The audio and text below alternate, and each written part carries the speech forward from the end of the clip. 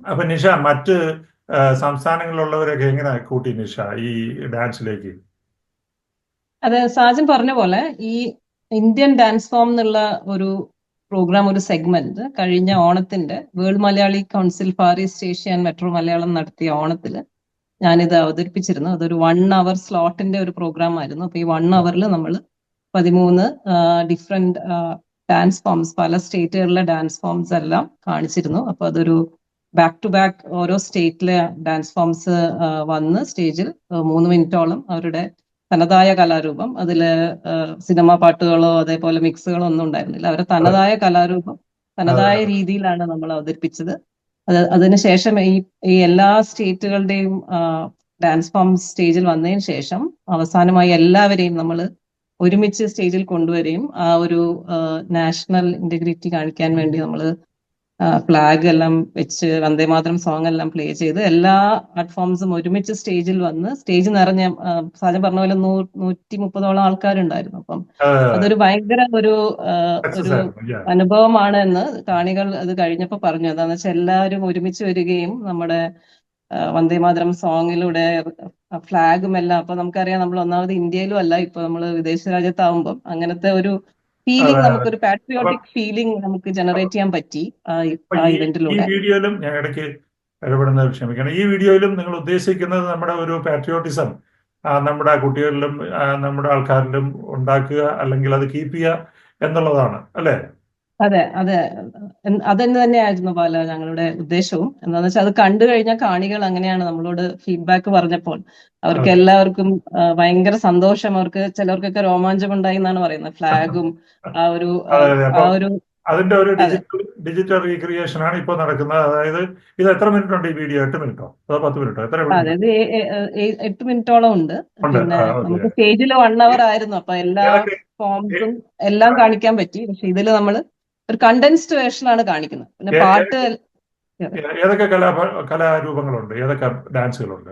നമ്മൾ സൗത്ത് തൊട്ട് നോർത്ത് വരെയുള്ള 13 സ്റ്റേറ്റ്സ്. അപ്പം ആ, എടുത്തു പറയുകയാണെങ്കിൽ ഉം, കേരളത്തിൽ നിന്നുള്ള മോഹിനിയാട്ടം, തമിഴ്നാട്ടിൽ നിന്നുള്ള ഭരതനാട്യം, ഉം, ആന്ധ്രാപ്രദേശിൽ നിന്നുള്ള കുച്ചിപ്പുടി, ഉം, തെലുങ്കാനയിൽ നിന്നുള്ള ബതുക്കമ്മ എന്ന് പറയുന്ന ഒരു കലാരൂപം, കർണാടകയിൽ നിന്നുള്ള കോലാട്ടം, ഉം. വെസ്റ്റ് ബംഗാളിൽ നിന്നുള്ള ധുനിച്ചി, ആ, മഹാരാഷ്ട്രയിൽ നിന്നുള്ള ആ, ലാവണി, ഓക്കെ. അതേപോലെ ഒറീസയിൽ നിന്നുള്ള ഒഡീസി, ഉം, ആസാമിൽ നിന്നുള്ള സാത്രിയ നൃത്യ, പിന്നെ കഥക്, ഉം. പാങ്ഡ പഞ്ചാബിൽ നിന്നുള്ള പാങ്ഡ, അതേപോലെ ഗർഭ ഗുജറാത്തിൽ നിന്നുള്ള, അതേപോലെ കാശ്മീരിൽ നിന്നുള്ള റൗൾഫ്, അങ്ങനെ തന്നെ 13 ഡിഫറെന്റ് അതെ, അതെ, അതെ. ഡാൻസ് അപ്പൊ ഫോംസ് എല്ലാം ആണ് നമ്മൾ എല്ലാം കാണിക്കുന്നത്. ഇന്ത്യ ഒട്ടുക്കെ കവർ ചെയ്ത് സാജൻ നിങ്ങൾ അപ്പോ ഒരുപാട് ലൊക്കേഷനിലൊക്കെ പോയി ഇതെടുക്കേണ്ടി വന്നിട്ടുണ്ടോ?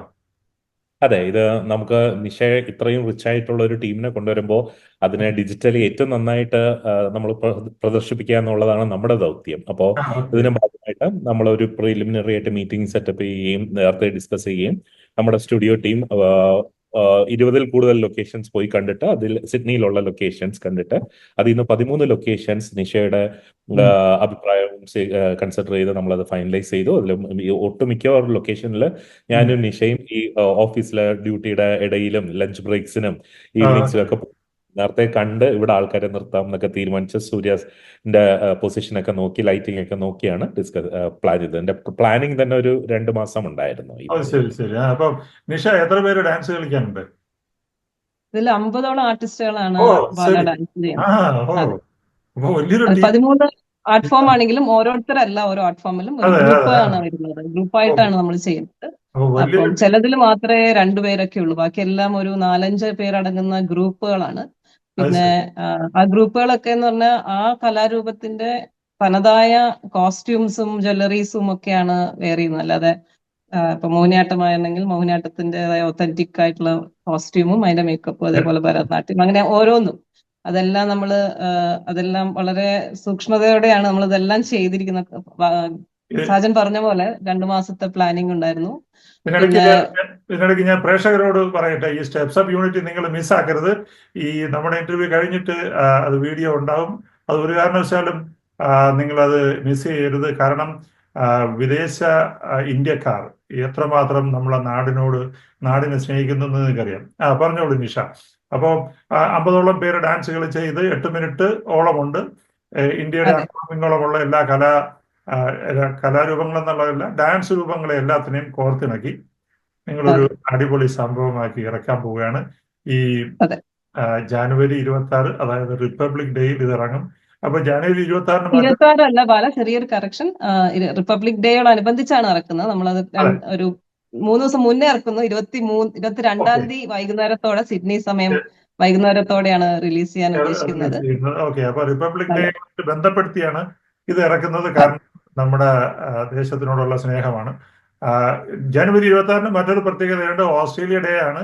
ഓസ്ട്രേലിയൻ റിപ്പബ്ലിക് ഡേ അല്ല, കാരണം ഓസ്ട്രേലിയ ഡേ എന്ന് പറയുന്ന ദിവസമാണ്. ഓസ്ട്രേലിയയിലുള്ള എല്ലാവരും അന്നത്തെ ദിവസം ആഘോഷമാണ്, അവധിയാണ്. അപ്പോ ഇതിന് എല്ലാവിധ ആശംസകളും നേരുന്നു. ഇതൊരു വലിയൊരു സക്സസ് ആയി മാറട്ടെ. നമ്മുടെ വിദേശ ഇന്ത്യക്കാർക്ക് ഇതൊരു പ്രൈഡായിട്ട് തന്നെ മുന്നോട്ടെടുക്കാം. കാരണം നമ്മൾ നാടിനെ സ്നേഹിക്കുന്നു, നാട്ടിലെ ആഘോഷങ്ങളെ സ്നേഹിക്കുന്നു. സാജൻ ഈ ഒരു വീഡിയോ ഉണ്ടാക്കിയ സാജനും പ്രത്യേക നന്ദിയുണ്ട്. കാരണം നല്ലൊരു സ്റ്റുഡിയോ ഇല്ലെങ്കിൽ ഒരു വീഡിയോ നന്നാവില്ലെന്ന് എനിക്ക് പ്രത്യേകം അറിയാം. അപ്പോൾ നിഷ ഇതിന്റെ അമരത്തിരിക്കുന്ന നിഷയ്ക്ക് എല്ലാവിധ ആശംസകളും നേരുന്നു. സാജനും പുതിയ വീഡിയോകൾ ഉണ്ടാകട്ടെ എന്നുള്ള ആശംസകൾ നേർന്നുകൊണ്ട് നമ്മുടെ ഈ ചർച്ച ഇവിടെ അവസാനിപ്പിക്കുന്നു. നന്ദി, നമസ്കാരം. അതെ, ഒരു കാര്യം കൂടെ പറഞ്ഞിട്ട് ഞാൻ നന്ദി പറഞ്ഞോട്ടെ ബാല.